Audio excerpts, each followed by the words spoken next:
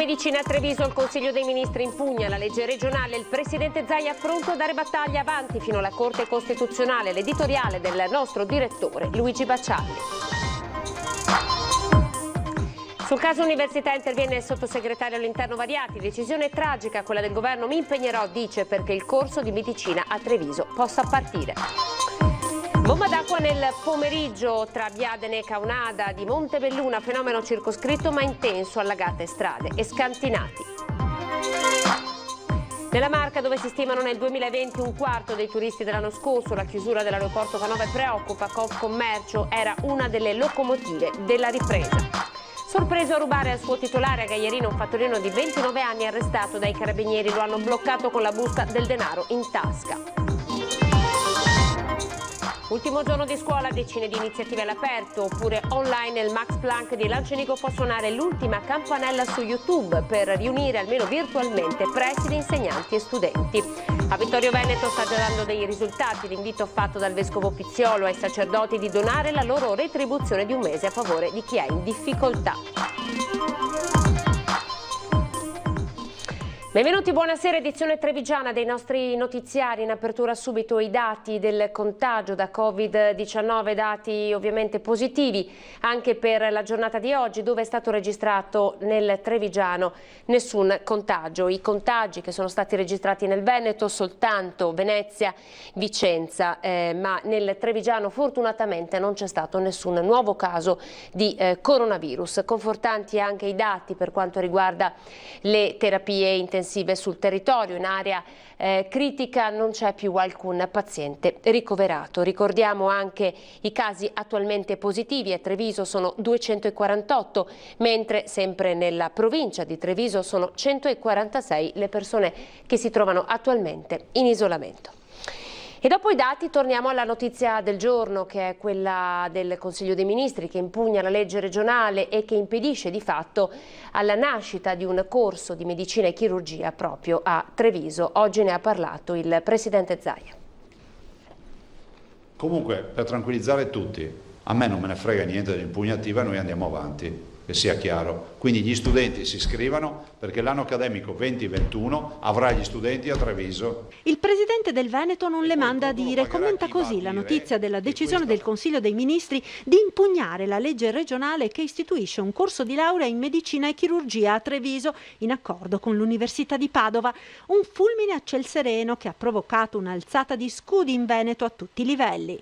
E Roma, se deciderà di impugnare, saprà che si troverà l'artiglieria pesante dal punto di vista tecnico-legale, perché li schiero tutti, e andremo in Corte Costituzionale a chiedere alla Corte se è così tanto sopruso destinare 6 milioni di euro su 9 miliardi e 6 alla formazione universitaria di studenti che faranno i medici. Il governatore Zaia è deciso ad opporsi con tutti gli strumenti, ma auspica che possa esserci anche un ripensamento, visto che il governo ha tempo fino al 16 di giugno per depositare l'impugnativa. Io ieri ho chiamato Boccia e devo dire che il ministro Boccia si è dimostrato disponibile. Onestamente ho l'impressione che questa sia un'impugnativa che sia un po' scappata di mano, che sia più impugnativa di qualche posso dire, azzeccagarbugli degli uffici che della politica.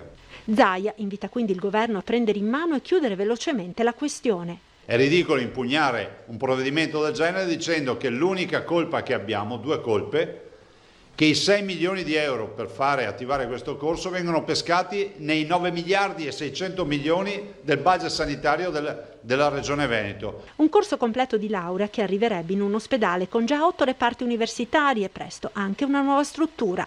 La ciliegina sulla torta è che fra massimo 7-8 mesi avremo anche ultimato il nuovo ospedale. Quindi l'università trova anche una culla eccezionale, trova 1000 posti letto realizzati del nuovo ospedale ad alta specializzazione. Allora, su questa vicenda sentiamo adesso l'editoriale del direttore Luigi Baccialli. Sì, grazie Anna, buonasera.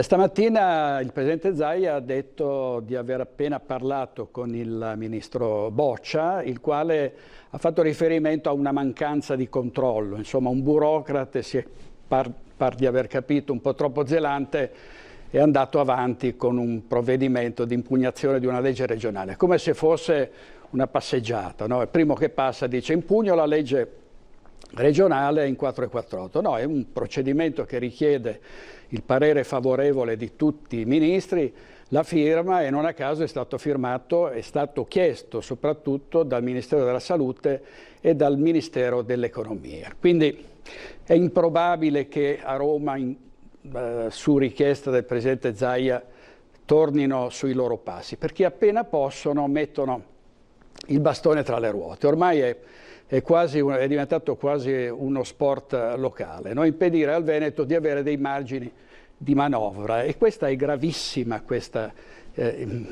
intrusione degli affari della regione del Veneto, in particolare di Treviso e dei trevigiani, perché questo corso di laurea in medicina e chirurgia riguardava proprio Treviso ed è fatto proprio per formare dei medici in un momento in cui i medici sono pochi, c'è bisogno di medici qualificati, di nuovi medici, e invece di pensare ai provvedimenti importanti in questo momento drammatico in cui la gente chiede ancora la cassa integrazione, non ha ancora visto i bonus, chiede che il governo decida davvero di aiutare una intera comunità, si pensa invece a creare dei problemi in una vicenda che è davvero è importante per quel che riguarda proprio Treviso e la medicina e la sanità. D'altra parte non è la prima volta, ogni occasione è buona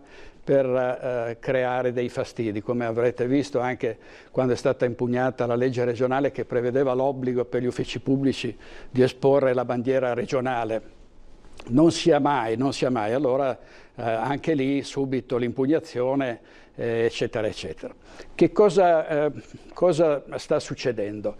Queste cose non sono casuali, sono degli avvertimenti, sono dei messaggi.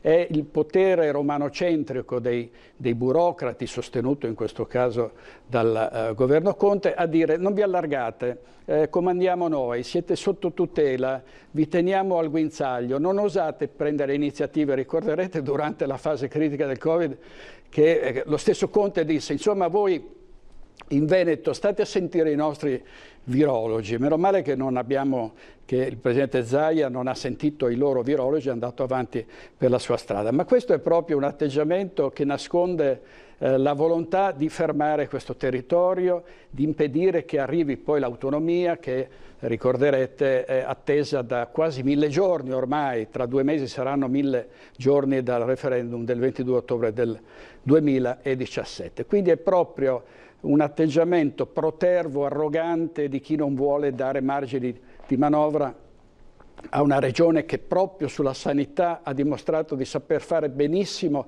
da sola. E qui è ora di finirla, è ora di smetterla con le trattative, con il dialogo.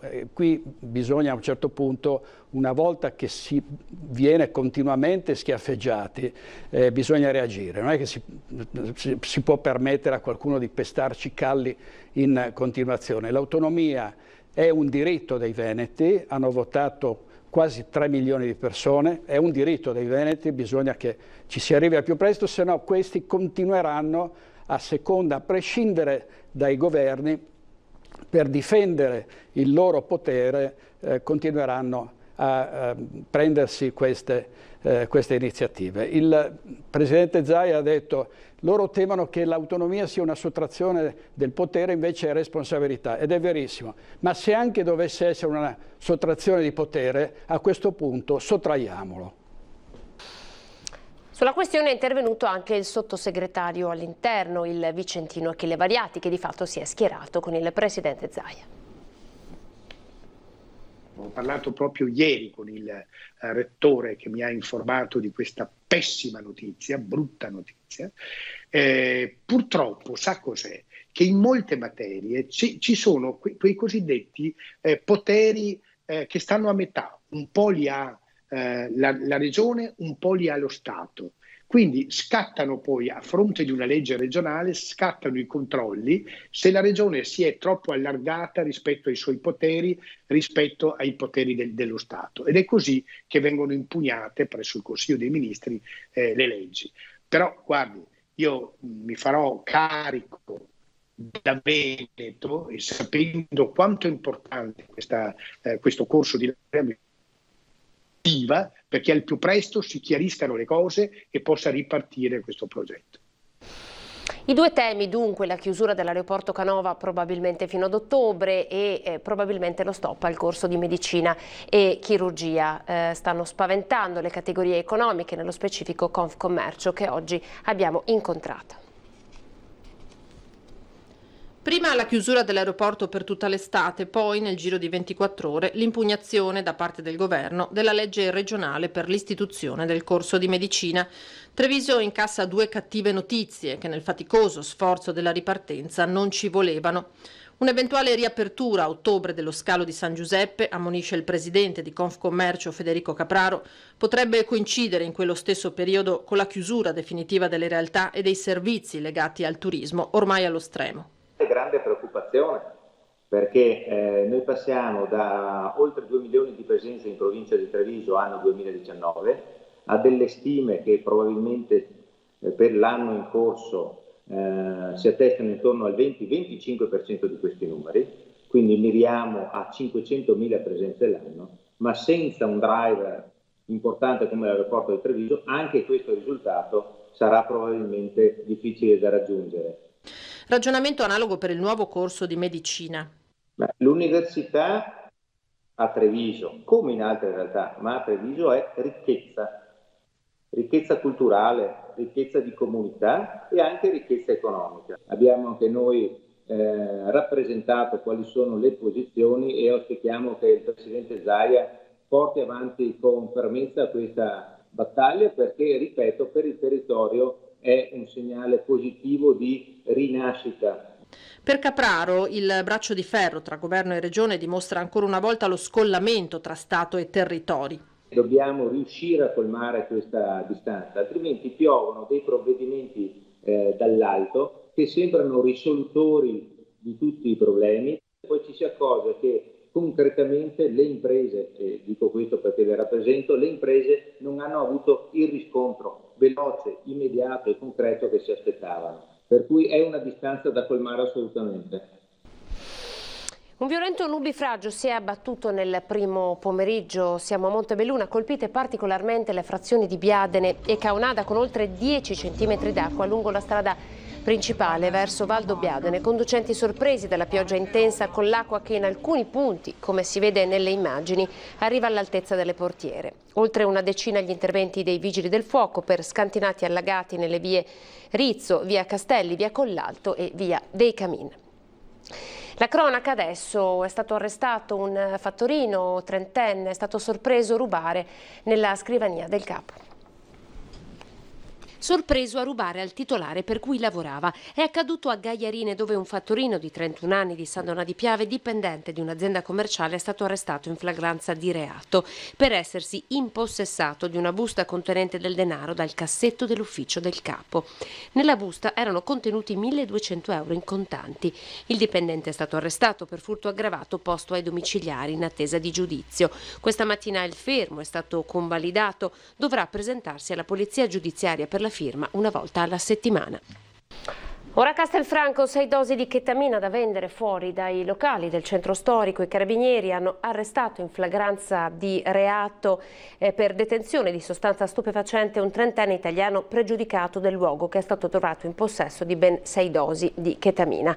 Poco dopo, in viale Vittorio Veneto, siamo a Treviso. I militari hanno sorpreso un marocchino trentenne mentre si trovava alla guida ubriaco. Una volta fermato dai militari, il ragazzo residente a Silea ha però rifiutato l'alcol test e per questo è stato denunciato. Oggi l'ultimo giorno di scuola, sono state tante le iniziative organizzate dai ragazzi ma anche dai docenti, dai dirigenti per cercare di far incontrare almeno in quest'ultimo giorno i ragazzi. Andiamo a vedere che cosa è accaduto al Max Planck e poi in un liceo di Montebelluna. -4, 3, 2, 1...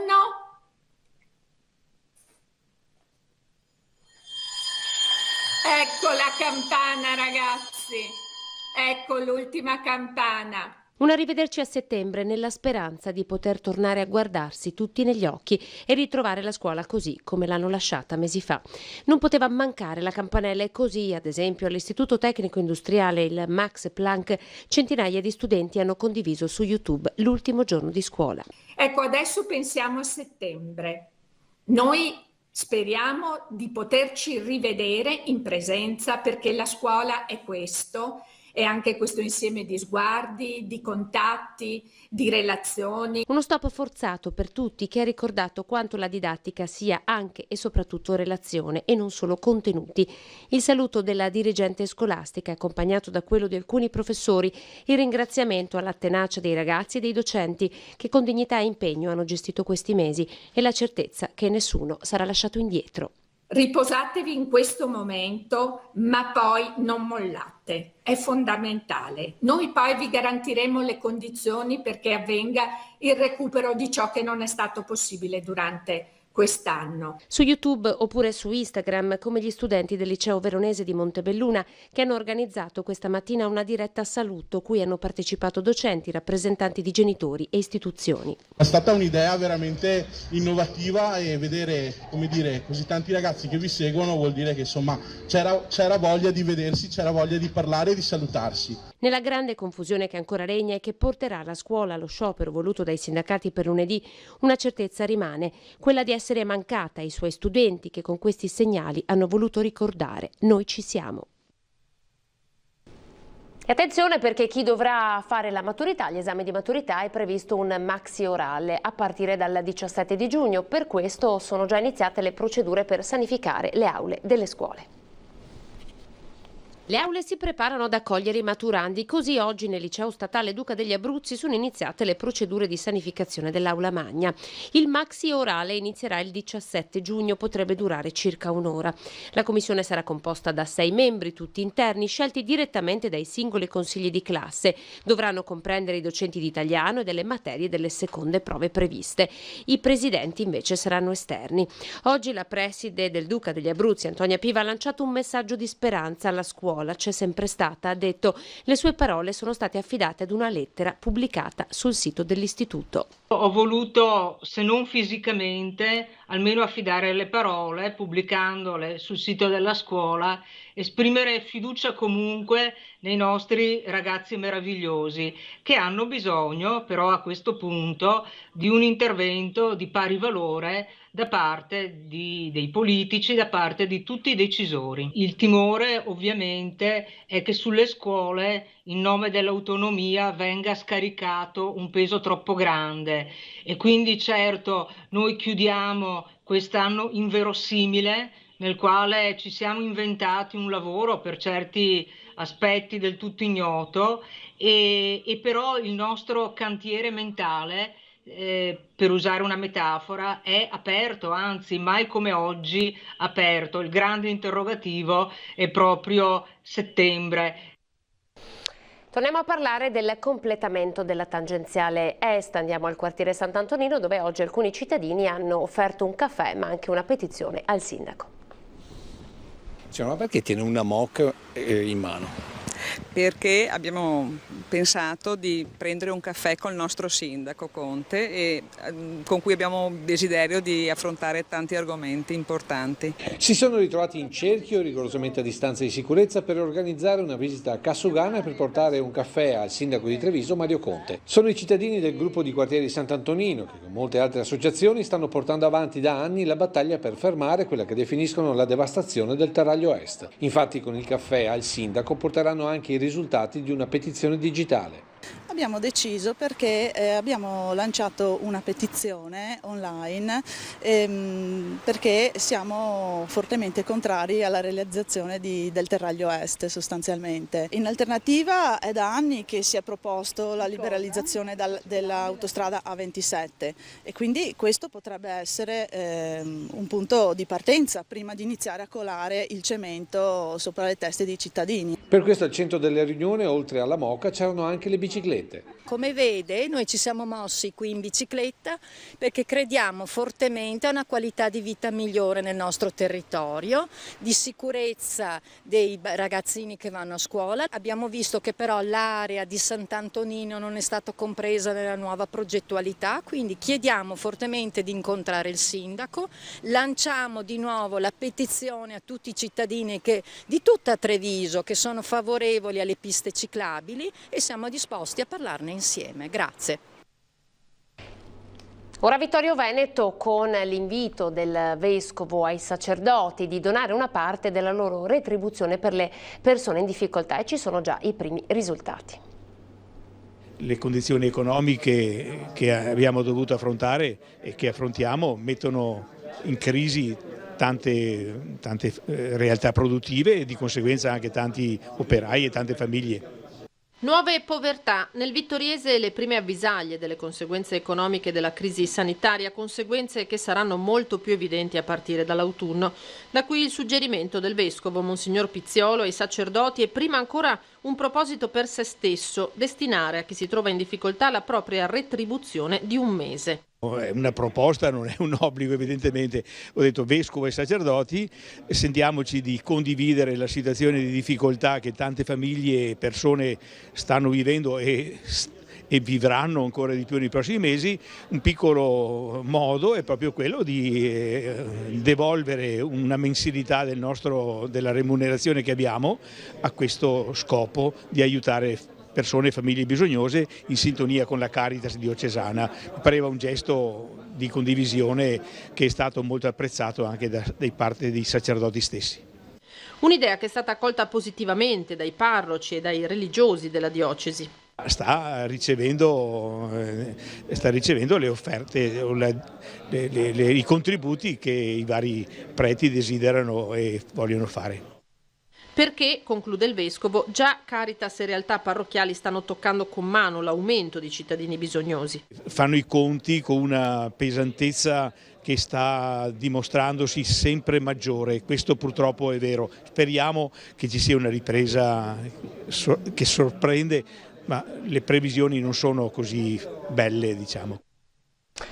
Cambio della guardia al comando dei Vigili del Fuoco del Veneto. Nei giorni scorsi il Dipartimento del Soccorso Pubblico e della Difesa Civile ha disposto una serie di conferimenti e avvicendamenti. Il nuovo comandante dei Vigili del Fuoco di Treviso è l'ingegner Giampiero Rizzo, già comandante dei Vigili del Fuoco di Vibo Valentia. Sostituirà l'ingegner Pino Loboro che assumerà il comando di Modena. Rizzo, 56 anni, cosentino, entra a far parte del Corpo Nazionale dei Vigili del Fuoco nel 94, prestando servizio quale funzionario direttivo presso il comando provinciale di Torino. Cambio anche a Belluno, dove l'attuale comandante, l'ingegnere Girolamo Fiandra Bentivoglio, assumerà l'incarico di comandante di Sassari. Prossimamente sarà reso noto dal Dipartimento il nuovo dirigente del comando.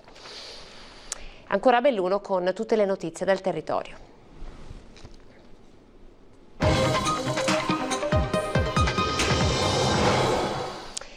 E per il bellunese partiamo con il trasporto pubblico. Ripartono i collegamenti con Soldano, Cadore, le aree industriali di Agordo e Sedico. Da luglio saranno riattivati anche i servizi turistici, ma sulla situazione pesa il bilancio di Dolomiti Bus. Si sapeva che il tema del trasporto pubblico dopo il coronavirus sarebbe stato uno dei più difficili da affrontare.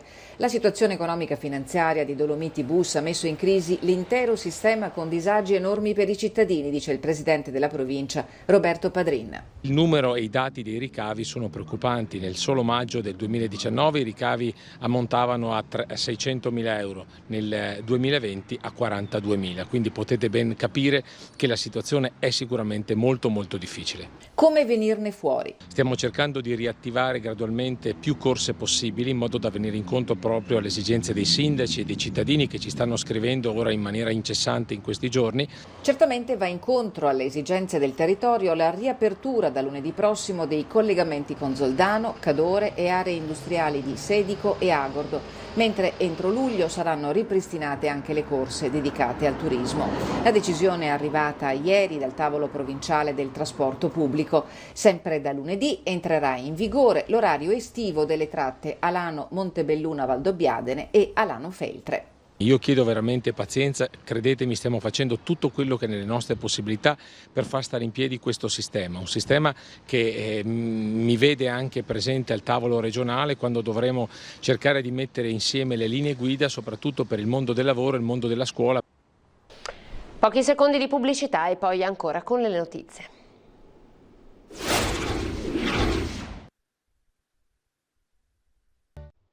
Ancora a Belluno, dove il Comune potrà investire più di 800.000 euro per la sicurezza sismica della scuola primaria Valeriano nella popolosa frazione di Castion, grazie allo sblocco di finanziamenti di pari importo a fondo perduto da parte del Ministero dell'Istruzione legati alla ripresa post-lockdown.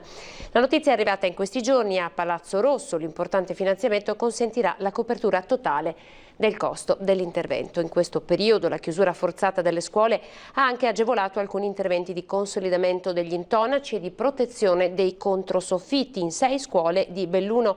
Il costo totale dell'operazione è di circa 39.000 euro. E vediamo ancora un po' di numeri, perché sono in 80 giorni 360 gli interventi. È il bilancio del progetto partito lo scorso marzo di sostegno psicologico Covid promosso da LUS Dolomiti in collaborazione con AIL Belluno, Fondo Welfare Dolomiti della provincia. Nella fase dell'emergenza l'unità operativa di psicologia ospedaliera si è fatta promotrice dell'attività rivolta in prima battuta alle persone malate, ai cittadini di isolamento fiduciario in quarantena, pazienti e familiari, oltre che sanitari dei reparti Covid. È stato importante ascoltare e normalizzare, riservando a ciascuno l'intervento adatto alla propria condizione, offrendo spunti personali per ritrovare nella propria quotidianità uno spazio di autocomprensione e cambiamento, ha spiegato la coordinatrice Francesca De Biasi. La pandemia ha fatto sicuramente toccare a ciascuno, nella continuità del proprio isolamento, la fragilità ma anche la possibilità di crescita.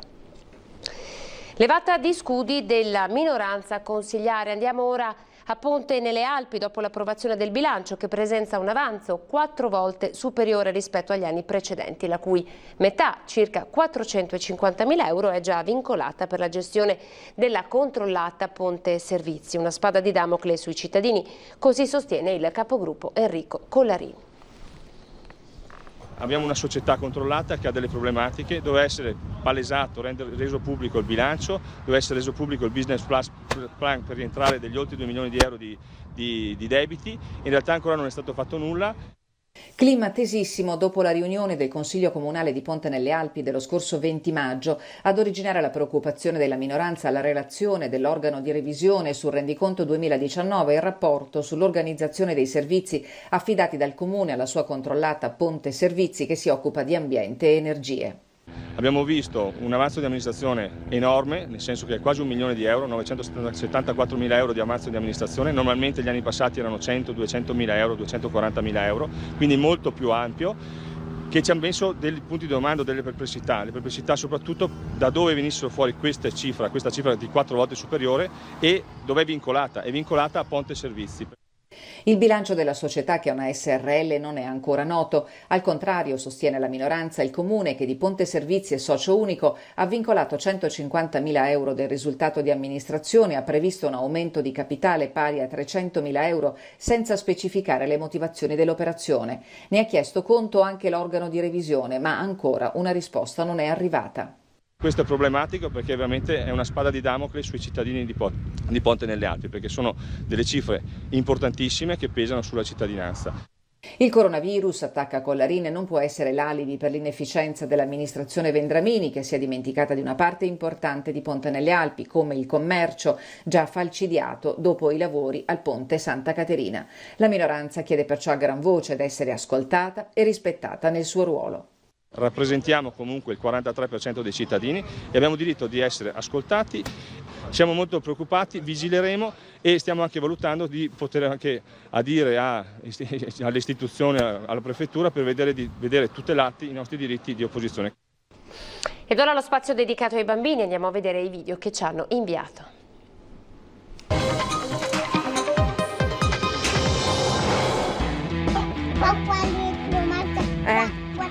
Fa vedere. Le piedi?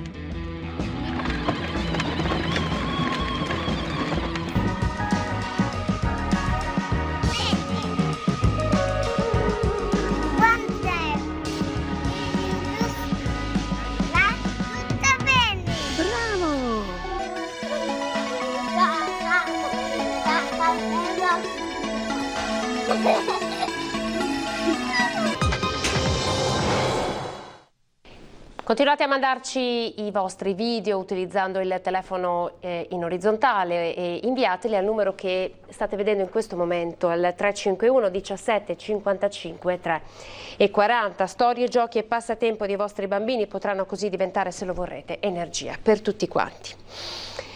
Ci lasciamo come sempre con il meteo, ma in questa edizione abbiamo deciso di dedicare una copertina in chiusura del telegiornale, perché oggi ricorrono gli 11 anni dalla tragedia che devastò il comune di Vallà di Riese con la tromba d'aria, per la quale ci furono 28 feriti, ma anche case crollate, strade devastate. Allora le immagini e poi ci saluteremo con il meteo. Grazie, arrivederci.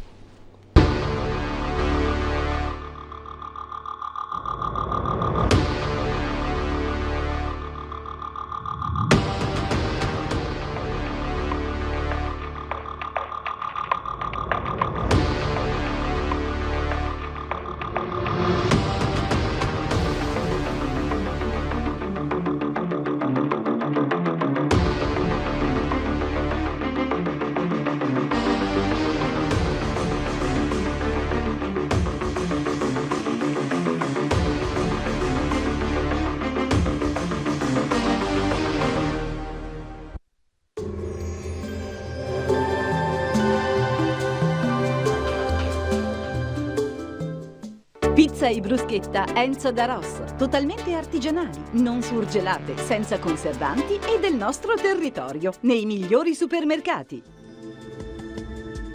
Benvenuti al Meteo. Un nuovo fronte instabile si avvicina al nostro territorio, avremo dunque una domenica all'insegna del maltempo, ma vediamo la situazione nel dettaglio.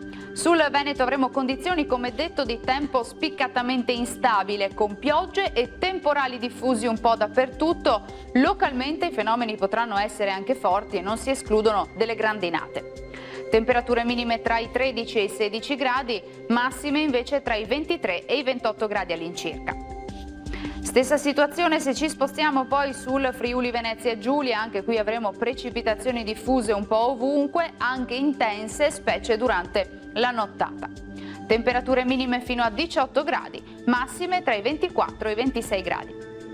Uno sguardo infine al Trentino Alto Adige, poche novità, anche qui la perturbazione porterà rovesci e precipitazioni temporalesche diffuse.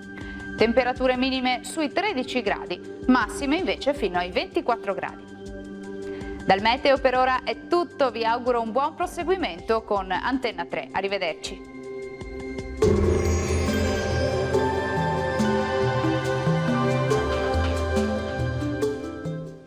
Pizza e bruschetta Enzo da Rosso, totalmente artigianali, non surgelate, senza conservanti e del nostro territorio, nei migliori supermercati.